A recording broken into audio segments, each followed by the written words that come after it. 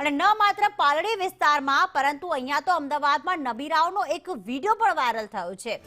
ધાબા ઉપર દારૂ અને બિયરની બોટલ સાથે તેઓ દેખાય છે। આ વિડીયો જે છે તેમણે બનાવ્યો, સોશિયલ મીડિયા પર મૂક્યો પણ છે। વેજલપુર ગામનો આ વિડીયો સોશિયલ મીડિયામાં વાયરલ થઈ રહ્યો છે, જેમાં ધાબા ઉપર તેમના હાથમાં દારૂના ગ્લાસ છે, બિયરની બોટલ છે। આ નબીરાઓને પણ કોઈ ડર નથી, કારણ કે પોતાનો વિડીયો અત્યારે વાયરલ થઈ રહ્યો છે અને આ ઝૂમી રહ્યા છે દારૂ હાથમાં લઈને। આખરે આમની પાસે દારૂ આવ્યો ક્યાંથી?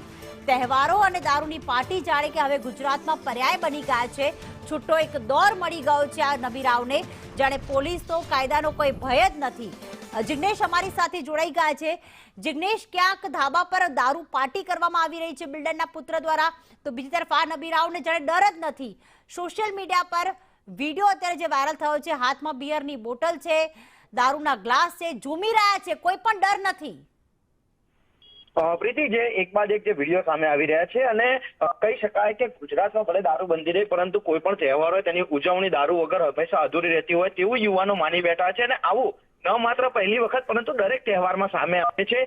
દારૂ પીને છાટકા બનેલા યુવાનો ક્યાંક માથાકૂટ કરે છે, કોઈ જગ્યાએ તલવારો ઉડે છે, તો કોઈ જગ્યાએ વિડીયો વાયરલ થાય છે। ગઈકાલે એક જ દિવસના બે બનાવ સામે આવે છે, જેમાં એક પોલીસે કાર્યવાહી કરી કે જેમાં 16 લોકોની ધરપકડ કરવામાં આવી છે, તો બીજો તરફ એક વિડીયો છે તે અમદાવાદના વેજલપુર વિસ્તારનો છે તે સામે આવ્યો છે કે જેમાં ધાબા ઉપર દારૂની બોટલ, બિયરની બોટલો સાથે યુવાનો નાચી રહ્યા છે અને ઉત્તરાયણની મજા માણી રહ્યા છે। એટલે કે કોઈ પણ તહેવારની મજા માણવા માટે યુવાનો જે નશાનો રસ્તો અપનાવી રહ્યા છે તેના પુરાવા તે પોતે જ પોતાના સોશિયલ મીડિયા પર મૂકી રહ્યા છે। અને આવા જ એક વિડીયો જે સોશિયલ મીડિયા પર વાયરલ થયો છે તેને લઈ વેજલપુર પોલીસે આ નબીરાઓની શોધખોળ શરૂ કરી છે। આ વિડીયો છે તે કયા સમય રેકોર્ડ કરવામાં આવ્યો, જે દારૂનો જથ્થો છે તે ક્યાંથી લાવવામાં આવે છે, તમામ મુદ્દે પોલીસ છે તે અત્યારે કાર્યવાહી કરી રહી છે અને તેમની ધરપકડ બાદ હકીકત સામે આવશે કે હકીકતમાં આરોપી જે દારૂનો જથ્થા સાથે ઝૂમી રહ્યા છે તેઓ આખું પાર્ટીનું આયોજન કેવી રીતે અને કયા કારણોસર કર્યું હતું, તે તમામ જે પોલીસની તપાસ છે તે હકીકત ત્યારબાદ સામે આવી શકે છે। આભાર જિગ્નેશ તમામ વિગતો માટે।